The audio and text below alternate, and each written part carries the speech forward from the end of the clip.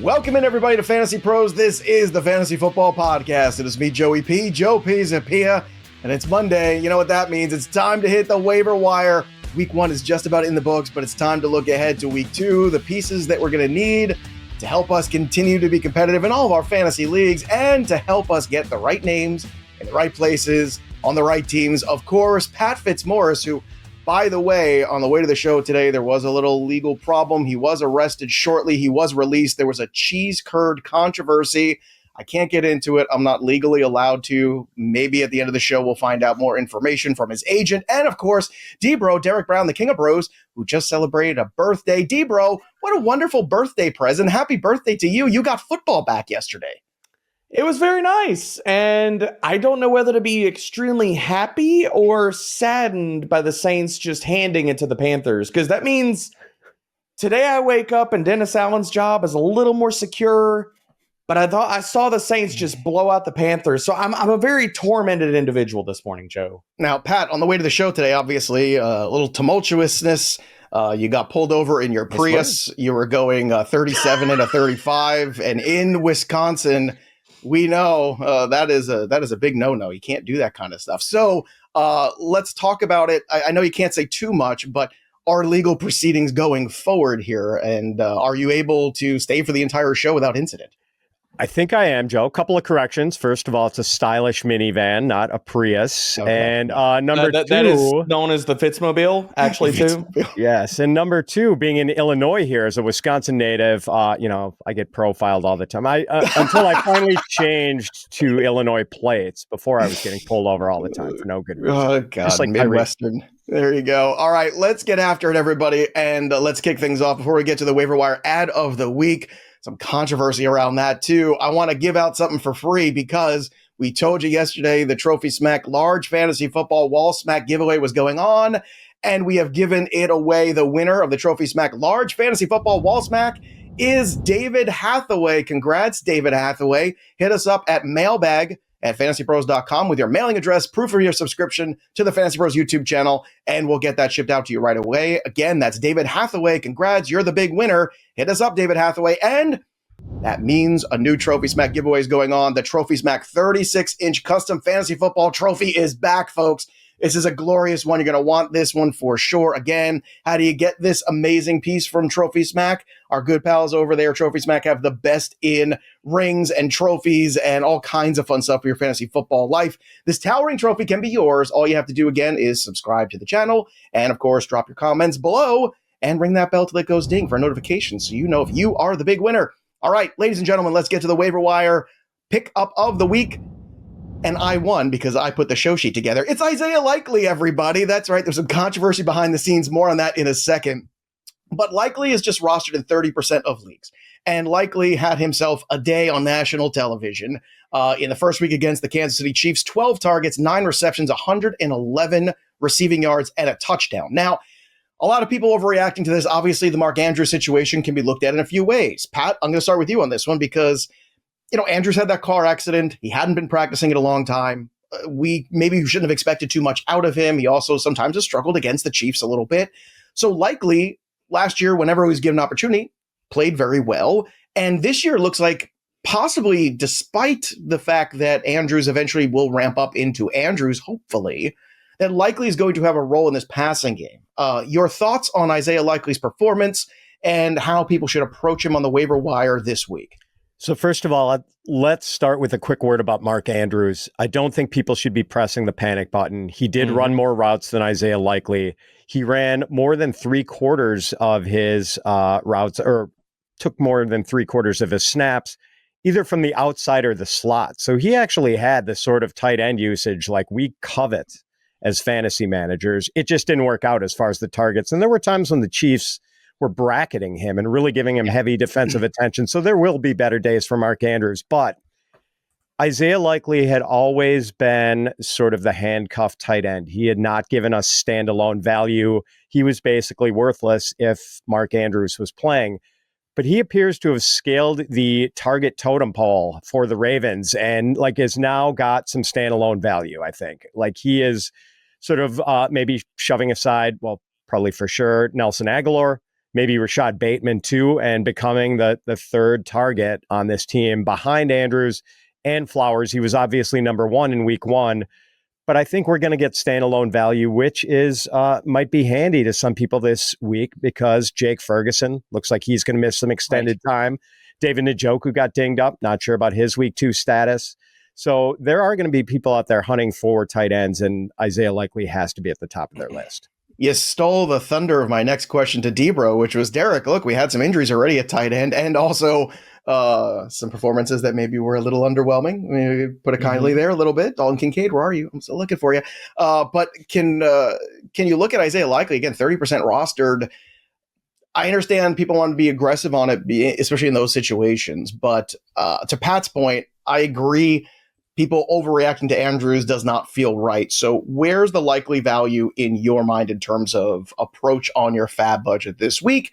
And let's key in the version of just wanting to have a player who's involved in the offense as a flex guy, maybe potentially for your fantasy roster, versus somebody who might desperately need a replacement tight end right now. Yeah, I think if you're desperate for a tight end, I understand it. And I wrote this up in the waiver wire article, which is already live on fantasypros.com, that I think that I don't want people breaking the budget for Isaiah Likely. I think this is likely, pardon the pun, his best game of the season. And I don't think that shocks anybody. Considering what Pat already kind of laid out, I understand if you are looking at your roster and you're dealing with tight end injuries or underperformance, considering, almost every tight end that we start in fantasy had a rough week one. Looking at Likely's role in this offense, I get people bidding for him, but I'm going to preach a little bit more caution here. Right now in the article, I put his bid somewhere between 15 to 20%. I think 20 is the high end, but I think you're going to see people really open up the checkbook considering the tight end performances this week, injuries that Pat kind of alluded to and stuff like that. You're going to probably see some bids for Isaiah Likely reach up to 35%. And I don't want anybody listening to this show doing that because, like Pat kind of outlined, I think there's a lot of fraudulent usage looking at Isaiah Likely. He was 4th in routes run per dropback on this team. And come on, guys, close your eyes for a second. Do we see Isaiah Likely getting a 30% target share ever again in this offense? Any for 2024 season? I don't think it's crazy to say that that's not coming back the rest of the season. And push back if you want, but I just don't see a lot of these things reproducing. I don't think Mark Andrews is going to draw a 5% target share for the rest of the dang season. I don't think Likely is going to get a 30% target share. And this is still going to be a run first offense. And you had a Baltimore team that was trailing the entire time. Looking at game scripts, I don't think that happens the entirety of the year too. That's also a fair assessment. I do agree with the point you're making also that it's probably going to be a premium on Likely this week because of some of those tight end injuries we had. I'll say this. If you're somebody that you love your team, you look at your roster, you're like, wow, things are really going to work out. I had a great draft. And you can afford the luxury of Likely to overspend. I don't have a problem with as much as Derek does, but he makes a good point, which is it's likely, dad jokes aside, that somebody's going to overpay for him based on what happened in terms of injuries at tight end and people chasing that a little bit because there's going to be multiple teams out there looking for a replacement. So, and people get that fat budget. They want to spend it real quick. It's like that lottery money. You get that and all of a sudden there's signs. All of a sudden $70 for Isaiah Likely. People know what happened. Let's get to the running backs and a guy that scored a touchdown yesterday. Before we get to that name on our running back list who's leading the charge, TDs, tutties, taking it to the house, in for 6, whatever you want to call it, touchdowns. One thing's for sure, touchdowns matter more. DraftKings Sportsbook, an official sports betting partner of the NFL, on the ground and in the air, from the special teams to the defense. We don't care how you score, and you just want touchdowns, and DraftKings Sportsbook is the #1 place to bet touchdowns. So what are you waiting for? Download the DraftKings Sportsbook app right now. Use that promo code FANTASYPROS. That's promo code FANTASYPROS for new customers, and you get $250 in bonus bets when you bet just $5 and get 1 month of NFL Plus Premium. That sounds pretty good. Only at DraftKings. The crown is yours. All right, D-Bro, J.K. Dobbins, we have to start there. A fantastic start, a huge touchdown run for him. D-Bro, you also were, we were going back and forth last night. I said, well, he had 10 carries. He did break that one big one. He's still in a timeshare for the running back situation, but you are looking a little deeper into it. Let's talk about your reasons why you like J.K. so much, who is, by the way, rostered in 59% of leagues on Sleeper already. Yeah, and the reason I think we won the big game, but also he's on certain sites, he's under 50%. So I think he needs to get brought up here. And yeah, we were sparring back and forth last night, Joe, in the Slack. I was like, he needs to be the pickup of the week, man. I'm like, I know on the surface people look at this and they say, okay, and I'm going to own this too. Andrew Erickson was out there the entire draft season telling people to draft J.K. Dobbins, and I was preaching. He's not even here. Don't give him credit. I'm keeping it 100. Okay. This isn't Beetlejuice. He's not going to show up in the middle of the show. He might, but we'll see. But you said his name once. I'm going to keep it counting. So. I mean, I'm just keeping it 100, man. Erickson was right on this. And looking at the deeper usage, I think people will look at the box score and they will say, okay, this is a definitively like even split backfield. But if you look into the numbers for J.K. Dobbins, it's not. He played 59% of the snaps yesterday.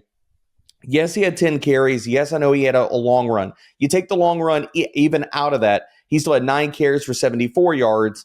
He ran more routes than Gus Edwards, 17-6, and got targets in this offense, as well as what he did early downs. So I think you look at the snap rate and the passing downs, J.K. Dobbins, while it looks like on the surface of the carries, he's actually got the 60% workload that we want out of this backfield in week 1. Like, I thought this could have been a 3-way split open in the season.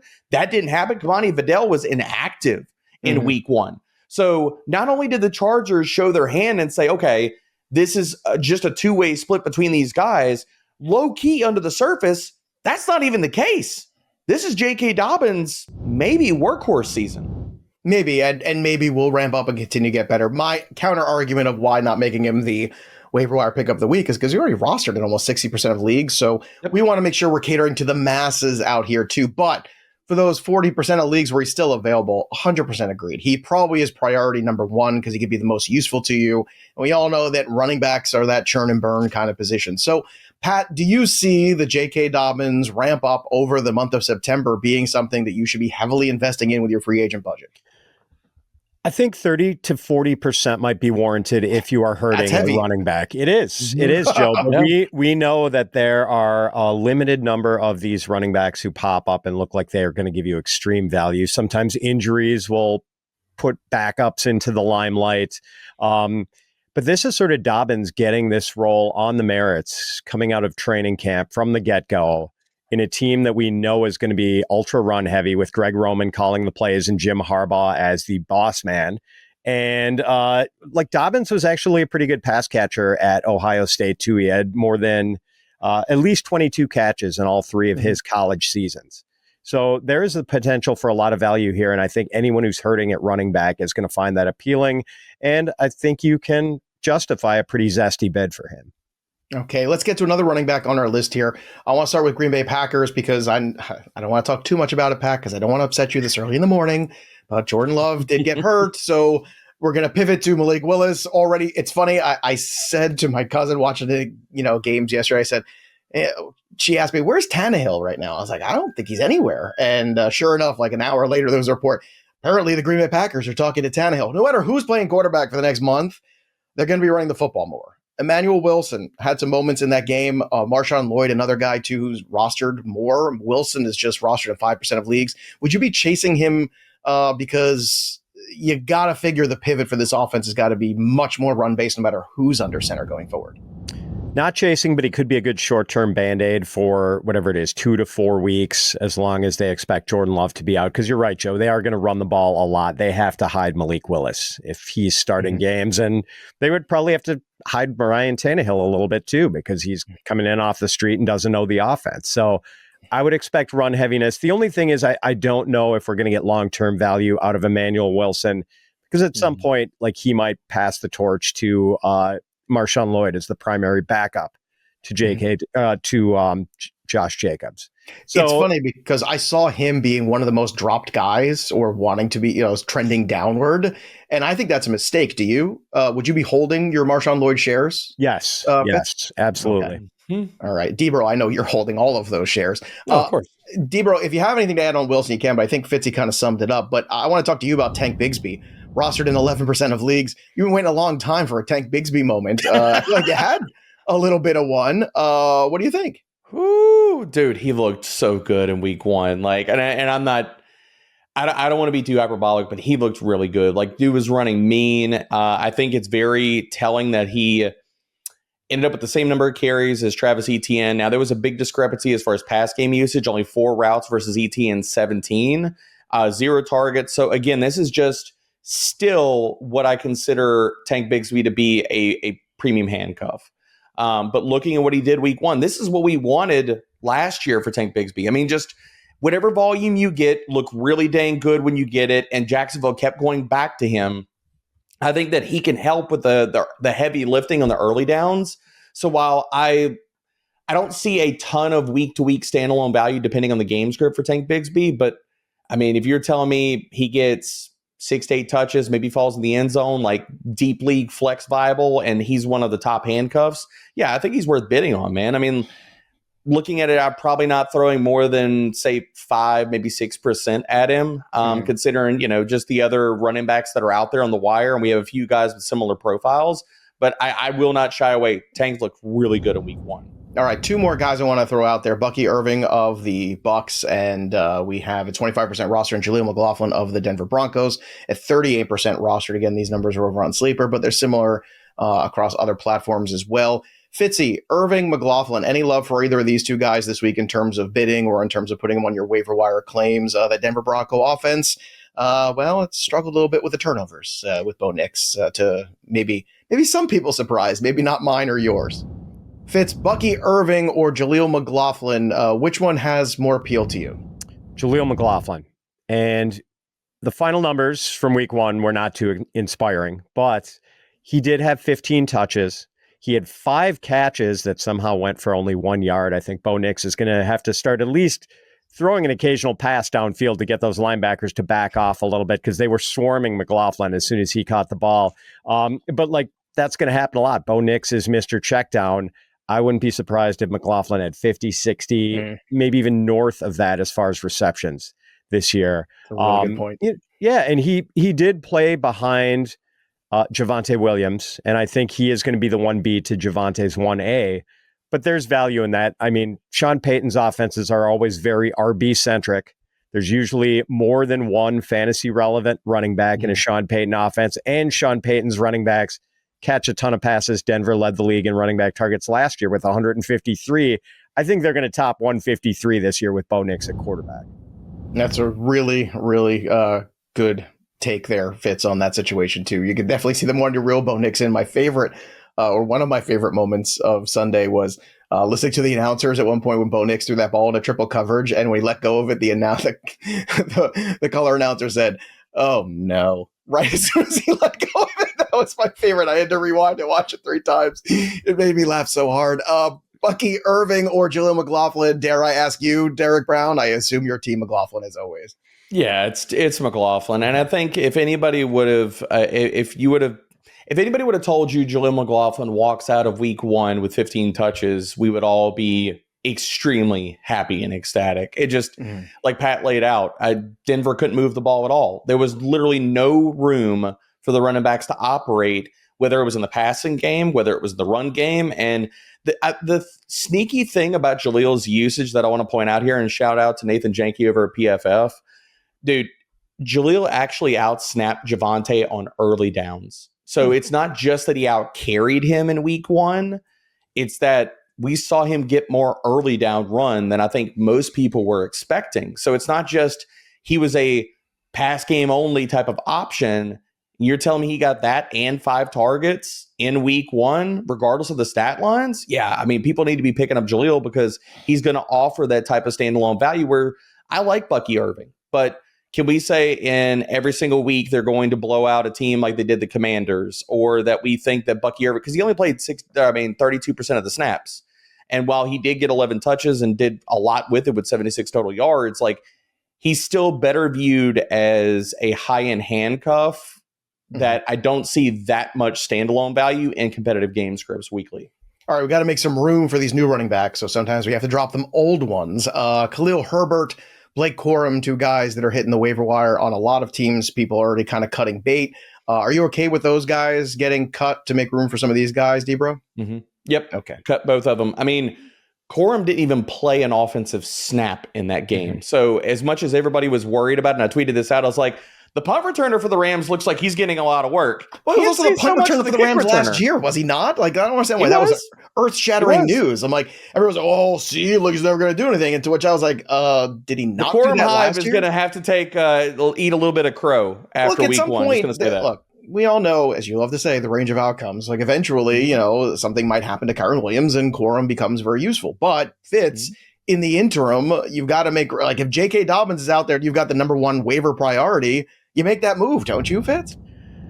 In leagues where I have Blake Corum, Joe, you're going to have to pry him from my cold, dead hands. I do not want to drop Corum. Yes, okay, I know we were hoping maybe there would be some early season standalone value, and he played behind Ronnie Rivers. So there's obviously not going to be, didn't get on the field. But if anything happened to Kyron Williams, a sub 200-pound back, who, by the way, played 71 snaps, let's see how long that's going to last.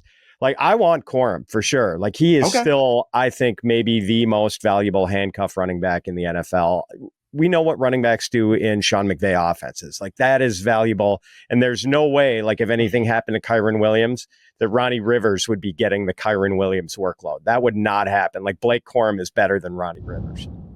All right, let's switch gears and talk about the wide receivers. We love when these guys show up at game time. And speaking of game time, it is the best place to go get your tickets for any event. It doesn't matter if it's NFL games. It doesn't matter if it's concerts, comedy shows, college football.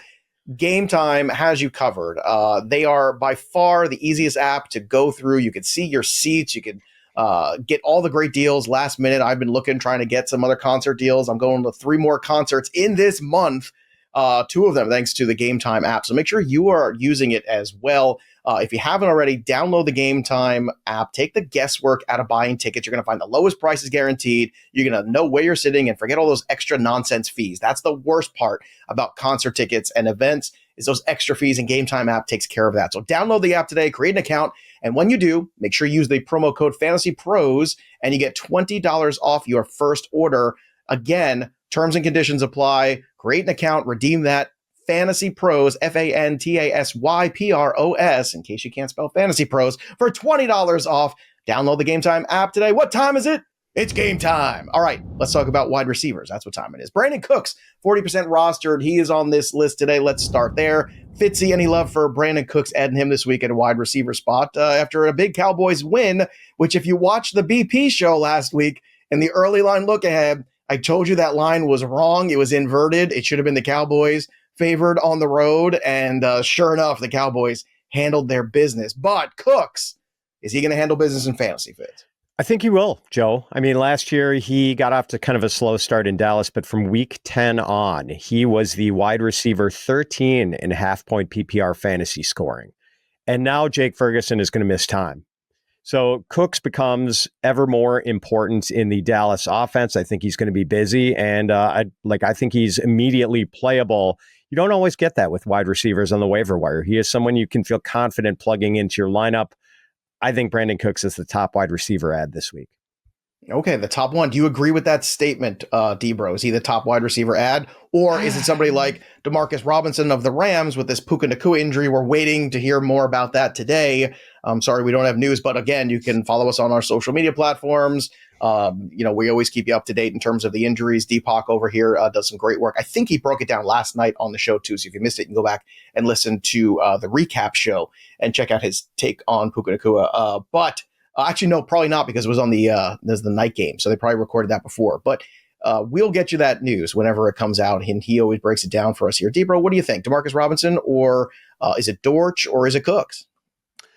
I think Cooks is in the conversation. The only reason I kind of pressed at least pump the brakes on him a little bit is because the upcoming matchups are pretty bad. I mean, you got New Orleans, you got Baltimore. We could say we won about the Giants secondary. I think that they're middle of the road. I do think that Demarcus, like if you need definitive help in the short term, I think Demarcus Robinson and even Andre Iosivas, and I know Cincinnati's offense looked terrible yesterday. I sure did. But both of these guys, I think, can offer similar standalone value as well as maybe even more upside. Like Iosivas is going to start in 3 wide receiver sets. We're going to say better days are ahead for the Bengals passing attack, and the upcoming matchups for him are better. I mean, Kansas City is kind of brutal, but then you get the Commanders and the Panthers. Those both look like defenses we are going to be picking on religiously this year. And same thing with D-Rob. I mean, he gets Arizona, 49ers, and Chicago. 2 of those 3 matchups are pretty rough. But I mean, if you need a guy to start this week, and looking, I haven't even done week 2 ranks and stuff, but I'm probably going to have Demarcus Robinson ranked above Brandin Cooks. I mean, say on the Cardinals, man, their secondary is putrid. Yeah, I have a fair amount of Demarcus Robinson shares because doing so many shows with you, Derek, in the offseason, you kept hammering home the health of Kupp and the health of Puka Nacua historically in the last 3 years, even going back to Puka in college. And it just made a lot of sense. I was like, yeah, Demarcus Robinson at some point, even in those deeper leagues, I have Whittingham shares too, where I'm just like, you know what, I'm just collecting Rams wide receivers for a rainy day, and it's starting to rain already in week 1 a little bit. Dortch and Robinson, I want to put those guys to you, Fitz. Both are 12% rostered. Both, I think you can look at as being useful here. Dortch was somebody our friend Laquan Jones from NFL who came on the show was talking up quite a bit. Dortch has shown some points. I expect a major correction in week 2 of Marvin Harrison Jr. usage. Just saying, I'm not panicking about that at all, everybody. In fact, buy him everywhere for people who are freaking out. But what do you make of Dortch and Demarcus Robinson? These are kind of the 2 and 3 guys on our list today. Yeah, you were pointing out, Joe, it was not a banner week 1 for Ohio State wide receivers. Terry McLaurin, Marvin Harrison Jr., who else? You Chris want the Olave. lines? I got the stats to back it up. JSN, 2 catches for 19. Curtis Samuel, 2 for 15. Chris Olave, 2 for 11. Terry McLaurin, 1 for 6, and Marvin Harrison, 1 for 4. And I have so much Harrison McLaurin, and I got a fair amount of JSN too. I know you're a big Olave guy. Like, it was a rough day in the Ohio State streets there in the NFL. It was, but I think there's a reasonable chance Dortch is number 3 in the target packing order behind Harrison and Trey McBride with the Cardinals. So, I think he's underrated and very playable week to week. Is Dortch more long-term investable? Like, do you think that's the better long-term season-long investment than Robinson might be the better short-term guy? Yeah, I do think Robinson is the better short term. Like, he is the number 2 receiver with Puka Nacua out in a pass-heavy offense, and that's pretty valuable in the short term. Long term, he's basically a handcuff receiver to not 1 but 2 Rams wide receivers who both have pretty worrisome injury history. So I think Demarcus Robinson is a good, he's nice to have in your back pocket for sure. I'm not as excited about Andrei Iosivach. I'm a little disappointed that Debro touting this Ivy League receiver over Brandin Cooks, who's at how many 1,000-yard seasons in how many different cities. Yeah, stick up for us old guys, Fitzy. I love it. Let's go. Let's go. Flavor of the month, Derek Brown. Come on.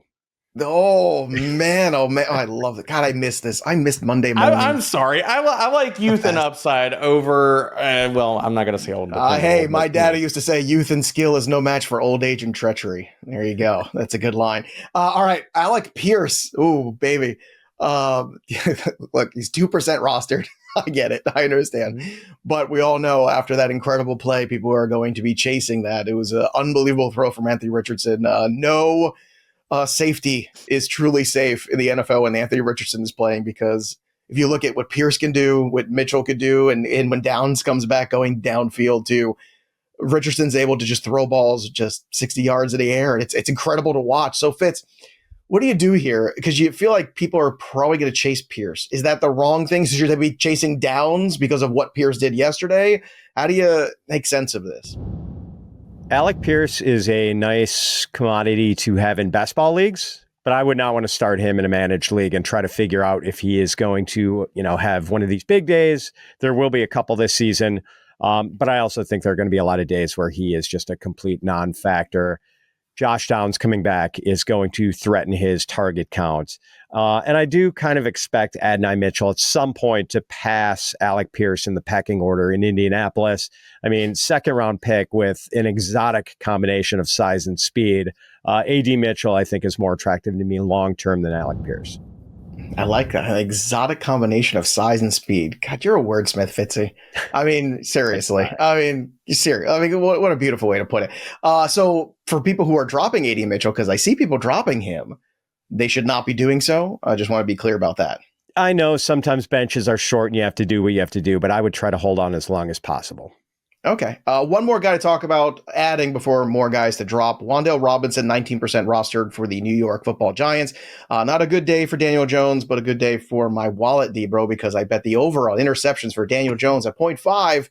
What a glorious prop that was. Talk about easy money. What do you make of Wan'Dale Robinson's performance on Sunday? Is he somebody you want to add? Well, I was very happy with his performance too, because I bet the over for his receptions in week 1. If anybody's following my bets on Betting Pros. So, with Robinson, bettingpros.com/Dbro, I believe, yes. Right? Yes, okay. Yes, sir. And he got so much volume. I mean, we have to talk about it. We always say volume is king, but good Lord. I mean, a 28% target share for Wan'Dale Robinson, 12 targets. And I know it wasn't a sexy stat line, but in PPR, it plays up, man. And I think if you're, again, I like the wide receivers in this bucket that I could immediately, especially like depending on what your roster looks like, what your wide receivers, how many flexes you're starting, that you could plug into your lineup this week. I mean, we just saw Baker Mayfield and the Bucs just absolutely ravage the Commanders secondary. And now we see the Giants are going to get them this week, and Wan'Dale Robinson, after coming off of so much volume last week, he gets the Washington Commanders, who allowed the highest PPR points per target. So yes, I think Wan'Dale Robinson is a sneaky plug and play if you need him as far as a flex play. In a PPR format, do you agree here, Fitzy, that Wan'Dale could be a useful flex wide receiver and get you some double digits, especially next week with that matchup? Not super excited. I think he's kind of low ceiling, but in a deeper league, he might be playable. All right. What about dropping guys like Darnell Mooney or Jalen Polk? Those are guys who are hitting the waiver wire right now. I see a lot of teams starting to drop those guys. Fitzy, are you okay with dropping those names to add some of the Dortches and Brandin Cooks of the world? Yeah, I'm okay with dropping Polk and Mooney. I'm okay with dropping any Patriots receiver, Joe. There are no Wes Welkers or Julian Edelmans here this year. So yeah, Polk, Demario Douglas, Javon Baker, sorry, D-Bro, whoever you got, you can. Well, here's what it is. There is Ramondre Stevenson, and then there's everybody. It's the Ramondre Stevenson show, folks. It's football in 1990. So if you like watching football in 1990, the Patriots are for you, kids. All right, D-Bro, okay with dropping Polk and Mooney, and are you holding AD Mitchell as well, like Fitz is? So I'm fine with dropping Polk and Mooney. Okay. I think we didn't see enough to even warrant consideration to keep them after week 1. But I'll push back on Fitz a little bit on that. Like, I like Alec Pierce. Now, I will say that there are some caveats, low passing, but I know that he got only 3 targets. But looking at, I kind of worry about AD Mitchell's role in the offense. I mean, when Josh Downs comes back, AD Mitchell was the slot wide receiver with in week 1 with Downs out. So if Downs comes back, do we just automatically know that AD Mitchell, who in camp was splitting a lot of the opportunities with Alec Pierce is coming out of camp having a really solid camp. Like, all the reports from camp on Alec Pierce were really, really good. We see AD Mitchell. They were on Downs too. Let's not forget. Like, Downs was the big. So rank them rest of season. Downs, Pierce, and Mitchell. It's that order. I mean, I think it's exactly in that order. And I worry when Downs comes back, he's going to resume the slot role. Are we so sure that AD Mitchell is just going to automatically go back outside and then Pierce goes to the bench? I think it could be the other way around, because Pierce stacking solid games, and I know that the volume wasn't great, but we saw his role in the offense. He's going to be the field stretcher for right now. So, but in the next 2 to 3 weeks, like the matchups that he has coming up against Green Bay Packers and the Pittsburgh Steelers, those are matchups that they can be had versus deep passing if it holds up. And I mean, we saw in week 1, we don't have really a whole lot to say that it doesn't hold up. Both those pass defenses last year gave up top 6 completion rates on deep passing. So if you're looking at matchups where, okay, Alec Pierce, the volume might not be amazing, but his role in that offense, and if he hits on the big plays, if he hits on big plays in 2 of those 3 upcoming games before Downs comes back, yeah, I mean, he could easily keep the starting role, and it might not be AD Mitchell. Do you agree with that order, Fitzy, that we laid out there? Downs, Pierce, Mitchell, or you have a different take on it? I think, I mean, like, Downs is sort of high floor, low ceiling, but I do think you have to put him in number 2. D-Bro, they drafted AD Mitchell to replace Alec Pierce. Like, I get that. Then why hasn't he? If he's so good, why hasn't he? Why is he playing the slot? And look, in all fairness, AD Mitchell did have a good spot there for a touchdown, and Richardson whipped on it. He could have 2. I mean, let's be honest. And maybe that changes the dynamic of what we're talking about too. Week 1, crazy things happen, chaos happens. I think they're all worth rostering. I'm still putting Downs ahead of all of them. Like that, the buzz early was Downs and Richardson, that relationship. So I think that's the one that I'm most concerned with. But to Fitzy, to your point, I mean, Mitchell is the guy they spent the draft capital on too. So that doesn't mean nothing. All right, let's get to streamers for quarterback, for tight end, for defense, and kickers. Fitzy, give me your quarterback streamer of the week here and why you like him.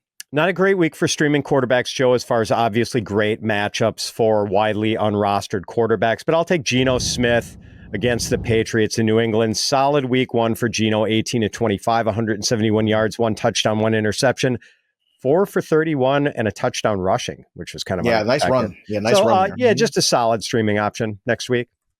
All right, D-Bro. Put some love on Baker Mayfield's name. Again, I kept saying it in all these. How many of those leagues did we do in those mock drafts where I was like, yeah, Baker Mayfield as a QB2 is fine. Like, he was good last year. It's a good performance for him again yesterday. The guy just keeps getting it done. 34% rostered. Let's go, right? Yeah, man. And I watched every minute of that game yesterday. Baker Mayfield looked really good. And I understand it's the Commanders, but if you watch the game, he looked incredibly comfortable in that offense, making off-script plays. He was accurate. He was cool in the pocket. Like, then he gets the Detroit Lions, which, yes, the defense has been remade, but we don't need to sleep on Baker Mayfield, how good he looked in week one, throwing for 289, almost 10 yards per attempt, 4 touchdowns. And we talk about adding something on the ground, also 21 rushing yards. So in a game where we're going to see a high total, we're going to project points in this game. I think Baker Mayfield's a fantastic streamer. Great throw he had, too, on that run when he was getting wrapped up there. That was a tremendous throw. All right, tight ends to stream this week. D-Bro, who do you have? I got Tucker Kraft, man. I don't think anybody was expecting Tucker Kraft to come out of week one as the clear starter for the Green Bay Packers, but it happened. And again, and I want to point out this with Tucker Kraft, he also entered that game questionable. Like, he wasn't fully healthy. So looking at Tucker Kraft, he only had a 50% route per dropback rate. I think that goes up, and a fantastic matchup. I know Malik Willis is going to be under center, but looking at for streamers and especially looking at for the tight end position, if he gets into the end zone, he's probably going to be a top 12 tight end. And he was the clear starter, and he was a top 12 tight end last year in multiple efficiency metrics and fantasy points per game when he was Green Bay starter. So, again, we talk about Isaiah Likely. Miss me with the 35% bids for Isaiah Likely. I would much rather spend like 2 to 3% of my fab and get Tucker Kraft this week. Fair. Okay, that's a fair assessment. Fitzy, streaming tight end for week 2.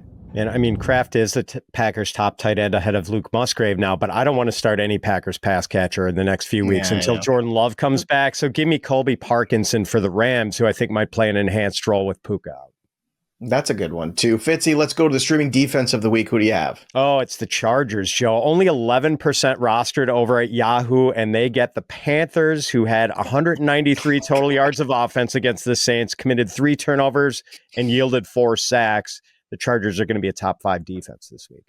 Is the Bryce Young bust label appropriate already? Like, can we say it? Can we just say it already? Give Canellas time to try to fix him, but the week 1 results were not encouraging, to say the least.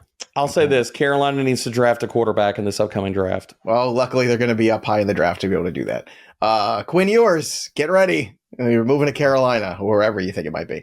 D-Bro, streaming defense of the week is Jacksonville Jaguars. And I'm just going to keep this short and simple. Did anybody else watch Deshaun Watson play quarterback in week 1? Yeah, they did. Play Jacksonville. All right. There you go. All right. Real quick, give me a kicker where you like the total, D-Bro. Maybe get some love there. I'll go with Chris Boswell for Pittsburgh, and looking at a lot of short fields going against Denver. I mean, we just saw what the Steelers defense did to Kirk Cousins. What do you think they're going to do to Bo Nix in week 2? Fair enough. Kicker. You want to stream a kicker here this week. Who would it be, Fitzy? Cairo Santos, quietly 3rd in kicker scoring last year. And look, Caleb Williams, he's going to make some plays, but one thing that's hard for rookie quarterbacks to do is figure it out inside the red zone. We typically don't see high touchdown totals for rookie quarterbacks. I think the Bears might have to settle for a lot of field goals. Now, remember, everybody, we know not everyone's dealing with fab, and if you need help with any sort of waiver wire research, let us help you with our tools at FantasyPros. Sync your leagues for free. Set your lineups for all the different sites in one spot. Use my playbook. Download the app right now. Again, sync all your leagues for free. It takes literally like 30 seconds to do it, kids. It is super helpful, and you can use the waiver assistant to look for all the different available people in your league that you could possibly add in all these positions we're talking about here today on the program. So again, download the app or go to fantasypros.com/myplaybook and start using the waiver assistant today, along with all the other tools too. Don't start sending out a million trades too. Nobody likes that person sending out the trades in week 2. D-bro. All right, no, I'm just kidding. All right, let's go to the next situation. Look, if you hit accept, that's not my fault. I'm sending out all trades for Marvin Harrison, for Mark Andrews. I'm sending out trades for Christian Watson and Jaden Reed and all the Packers pieces that people are freaking out about. Like I don't have to make any trades right now. My team in Flex League's looking pretty good. I was going to say. Leagues are not won in week 1, folks.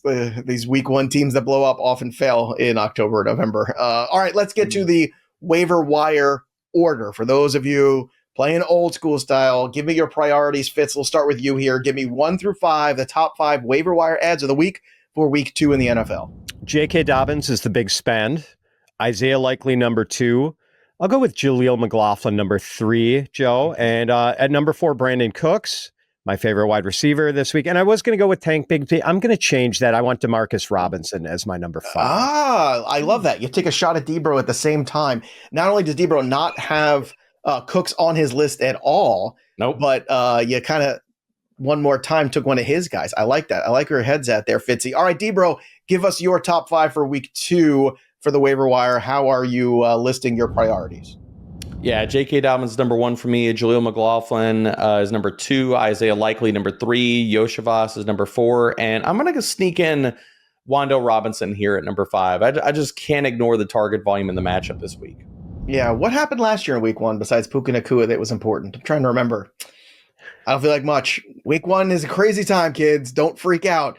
We've got a lot more football to go, and hopefully you'll join us for all of it. And remember, when you're watching this video, subscribe to the channel, drop your comments below, and you just might win that 36-inch trophy from Trophy Smack. Again, real simple. Be a subscriber to the channel. That's pretty easy. And while you're at it, subscribe to the Betting Pros channel, too. We are crushing it over there. It was an amazing week 1. Be with us for week 2. And if you need more waiver wire help, again, the waiver assistant is there on my playbook.